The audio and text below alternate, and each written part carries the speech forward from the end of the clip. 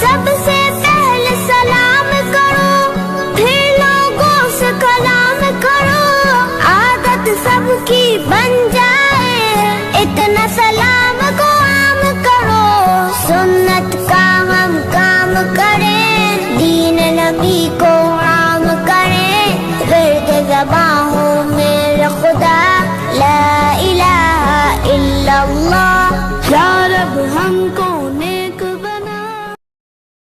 امریکہ میں ایک مسلمان نوجوان تھا، لیکن دفتر میں کام کرتا تھا۔ دفتر میں کام کرنے والی ایک امریکن لڑکی سے اس کا تعلق بن گیا، اور اس کی محبت کا تعلق اتنا بڑھا کہ اس نے محسوس کیا کہ اب میں اس کے بغیر رہ نہیں سکتا۔ لہٰذا اس نے اس کے ماں باپ کو پیغام بھیجا کہ میں آپ کی بیٹی سے شادی کرنا چاہتا ہوں۔ لڑکی کے ماں باپ نے کہا، ہماری شرط یہ ہے کہ ہم عیسائی ہیں، آپ کو اپنا دین چھوڑ کر عیسائی بننا پڑے گا، ماں باپ سے تعلق ختم کرنے پڑیں گے، آپ اپنے ملک واپس نہیں جایا کریں گے، جس سماج میں آپ رہتے ہیں اس سے آپ بالکل ملا ہی نہیں کریں گے۔ اگر آپ یہ سب شرطیں پوری کر دیں گے تو ہم اپنی بیٹی کی شادی آپ سے کرا دیں گے۔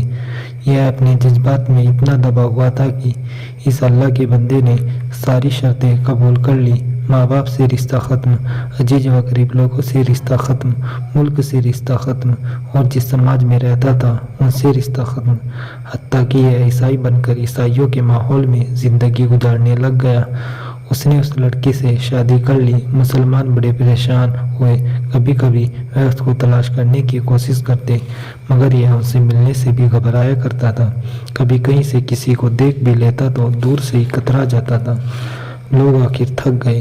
کسی نے کہا کہ اس کے دل پر مہر لگ گئی ہے، کسی نے کہا یہ اسلام سے پھر گیا، کسی نے کہا اس نے جہنم خرید لی، کسی نے کہا اس نے بڑا مہنگا سودا خریدا۔ ہر ایک کی اپنی اپنی باتیں تھیں۔ 3-4 سال اسی حالت میں گزر گئے، یہاں تک کہ دوست احباب سب کی یادداشت سے بھی نکلنے لگا، بھولی بسری چیز بنتا چلا گیا۔ ایک دن امام صاحب نے فجر کی نماز کے لیے جب دروازہ کھولا تو دیکھا ایک نوجوان آیا ہوا ہے۔ امام صاحب بڑے حیران ہوئے، ان کے لیے یہ چیز تو بڑی عجیب تھی۔ نماز پڑھائی اور اس کے بعد اس کو سلام کیا، پھر اس کو لے کر اپنے حجرے میں گئے اور محبت پیار سے پوچھا کہ آج بڑی مدت کے بعد آپ کی زیارت نصیب ہوئی۔ اس وقت اس نے اپنی حالت بتائی کہ میں نے اس لڑکی کی محبت میں اپنا سب کچھ قربان کر دیا، بہت کچھ میں نے اپنا ضائع کر دیا، لیکن جس گھر میں میں رہتا تھا اس گھر میں اللہ کا قرآن رکھا ہوا تھا۔ میں جب کبھی آتا جاتا اس پر میری نظر پڑتی تو میں اپنے دل میں سوچتا کہ یہ میرے مولا کا کلام ہے، یہ میرے اللہ کا قرآن ہے اور میرے گھر میں موجود ہے۔ میں اپنے نفس کو یہی سمجھایا کرتا تھا کہ اعمال تو میرے برے تھے، لیکن دل مجھے کہا کرتا تھا کہ نہیں، جس کا میں نے کلمہ پڑھا ہے میں اس سے محبت کرتا ضرور ہوں، اس کی نشانی میں نے اپنے گھر میں رکھی ضرور ہے۔ اسی طرح کئی سال گزر گئے۔ ایک دن میں آیا، عادت کے موافق میں نے گزرتے ہوئے اس جگہ پر نظر ڈالی، مجھے قرآن نظر نہ آیا۔ میں نے بیوی سے پوچھا کہ یہاں ایک کتاب ہوا کرتی تھی، وہ کہاں ہے؟ اس نے کہا میں نے گھر کی صفائی کی تھی، اس میں غیر ضروری چیزوں کو میں نے پھینک دیا۔ اس نے کہا اس کتاب کو بھی؟ اس نے کہا ہاں۔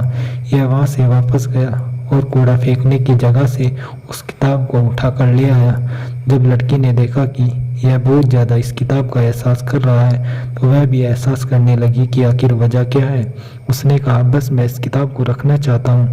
اس لڑکی نے جب دیکھا کہ یہ تو عربی میں ہے، اس نے کہا ہاں کوئی نہ کوئی تعلق اس کا اسلام سے ہے، تو اس نے کہا دیکھو اس گھر میں یا تو یہ کتاب رہے گی یا پھر میں رہوں گی، تمہیں اس میں سے کسی ایک کے بارے میں فیصلہ کرنا ہوگا۔ وہ کہنے لگا کہ جب لڑکی نے یہ کہا تو میرے لیے یہ زندگی کا عجیب وقت تھا۔ میں نے اپنے دل سے پوچھا کہ تو نے اپنی خواہشات کو پورا کرنے کے لیے وہ کچھ کر لیا جو تجھے نہیں کرنا چاہیے تھا۔ آج تیرا رشتہ پروردگار سے ہمیشہ کے لیے ٹوٹ جائے گا۔ اب تو فیصلہ کر لے کہ تو اس کو چاہتا ہے یا اس کے پروردگار کو چاہتا ہے۔ جب میں نے دل میں یہ سوچا تو دل نے یہ آواز دی کہ نہیں، میں اپنے مولا سے کبھی بھی نہیں کٹنا چاہتا۔ میں نے لڑکی کو طلاق دے دی۔ اب میں نے دوبارہ کلمہ پڑھا اور اب میں ہمیشہ کے لیے پکا مسلمان بن چکا ہوں۔ سوچئے اتنے غافل مسلمان کے دل میں بھی اللہ رب العزت کی محبت کا بیج موجود ہوتا ہے۔ اللہ تعالی ہمیں کہنے سے زیادہ عمل کی توفیق عطا فرمائے۔ آمین ثم آمین یا رب۔